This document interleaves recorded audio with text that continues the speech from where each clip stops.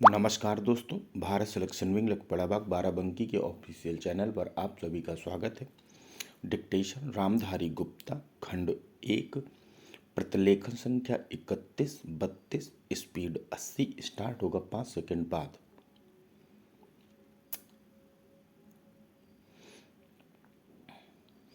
अध्यक्ष महोदय, सबसे पहले मैं अपने माननीय कार्यकारी पार्षद महोदय का, जिन्होंने बजट भाषण दिया है और अपनी नीतियों की घोषणा की है, उसके बारे में उनको हृदय से बधाई देना चाहती हूँ।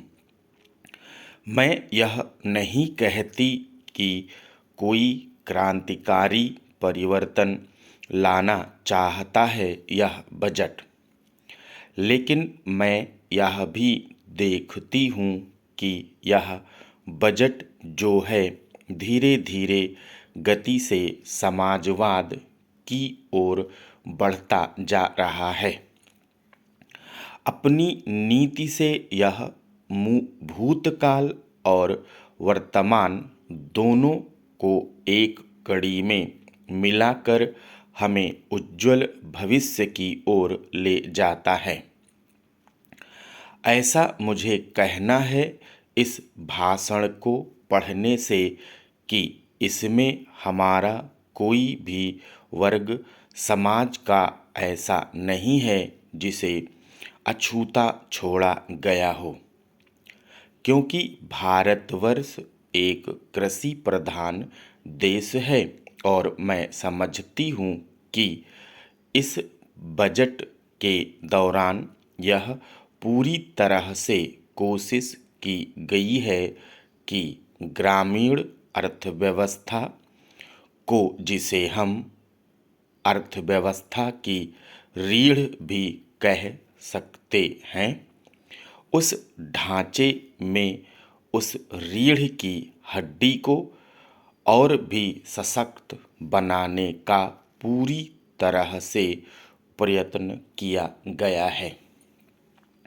हमारे ग्रामीण भाइयों के लिए जो कोशिश की गई है इस बजट के अंतर्गत, वह है उनको सिंचाई के लिए कुएं, गांवों में उनके लिए पक्की सड़कें, जिससे उनके खेत और घर दिल्ली के साथ जोड़ने की कोशिश की गई है।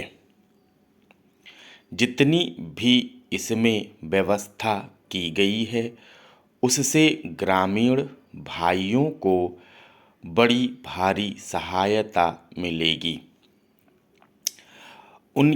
उसके अतिरिक्त ग्रामों उद्योग के द्वारा जो रोजगारी का प्रबंध किया गया है, उससे भी ग्रामीण अर्थव्यवस्था को एक बहुत बड़ी सहायता मिलेगी।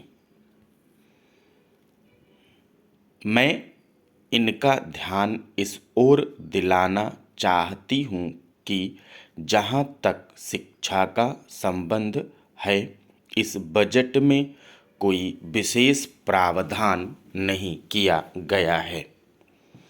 मैं यह नहीं कहती कि शिक्षा के दौरान ज़्यादा स्कूल ना खोले जाएं, पर हमारी यह नीति होनी चाहिए कि भले ही स्कूल थोड़े खोले जाएं, पर सबसे बड़ी आवश्यकता इस बात की है कि शिक्षा की नीति में परिवर्तन की ज़्यादा आवश्यकता है, क्योंकि हम प्रजातंत्र में रहते हैं। प्रजातंत्र को अगर हमें सफल बनाना है तो सबसे पहले हमें ऐसे नागरिक चाहिए जिन्हें अपने अधिकारों और कर्तव्यों का भली भांति ज्ञान हो। शिक्षा की वर्तमान नीति से हम अपने अधिकारों के प्रति ज़्यादा सजग होंगे और कर्तव्यों के प्रति बिल्कुल सजग नहीं होंगे।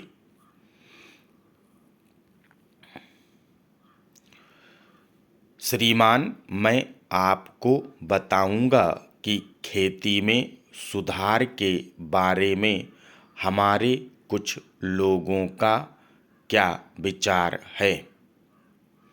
हमने विभिन्न दृष्टिकोणों से अलग अलग विचार किया है, विशेष रूप से सबसे ऊंची सीमा बांधने और सहकार के प्रश्न पर। किंतु हम अनुभव करने लग गए हैं कि दोनों का आपस में गहरा संबंध है। अगर हमारे देश में बड़े बड़े फार्म होते तो यह कल्पना की जा सकती है, भले ही आप इससे सहमत ना हों, कि उनका कार्य संचालन दक्षता से होता और उत्पादन भी बहुत बढ़ सकता और साथ ही साथ आधुनिक तौर तरीकों का विस्तार हो सकता। भारत की मूल समस्या यह है कि यहाँ जोत की भूमि छोटी है और टुकड़ों में बटी है। साधारण तौर पर मैं कहूँ कि यह 1, 2 या 3 एकड़ है। इतनी छोटी जोत की भूमियों से हमारे किसान केवल अपना काम भर चला सकते हैं, लेकिन आधुनिक तौर तरीकों को अपनाने में बहुत कम प्रगति करेंगे। अब सबसे ऊंची सीमा बांध देने से ऐसा भी हो सकता है कि कुछ एक जो बड़े फार्म हैं उनमें काट छांट हो, जो कि प्रयोजन भी है।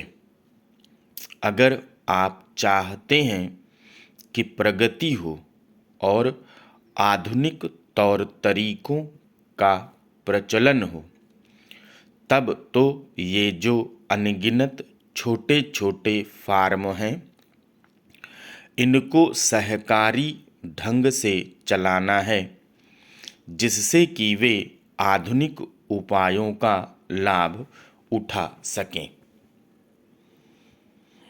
सहकारी ढंग से कार्य करने से मेरा मतलब है विविध प्रकार से सहयोग देना।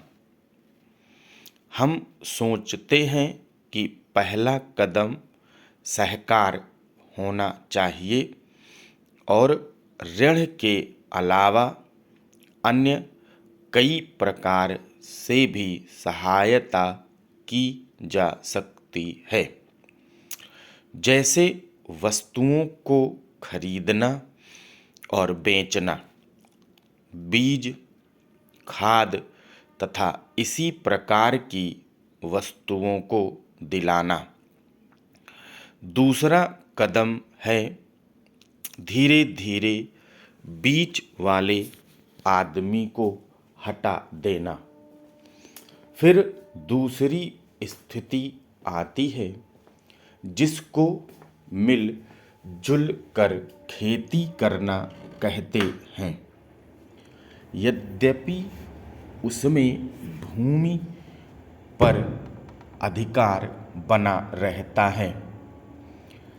इस प्रकार का हमारा दृष्टिकोण है, जिससे अधिक सीमा की समस्या को सहकारों से अधिक जोड़ा जा सके, नहीं तो उत्पादन गिर जाने का भय है। यह एक जटिल समस्या है जिस पर मनन हो रहा है। सहकार से मेरा मतलब एक गांव के सहकार से है और ज़्यादा से ज़्यादा 2-3 गांव का सहकार भी हो सकता है यदि वे निकट से संबंधित हैं, लेकिन हमारी सरकार इनकी भरपूर सहायता करेगी।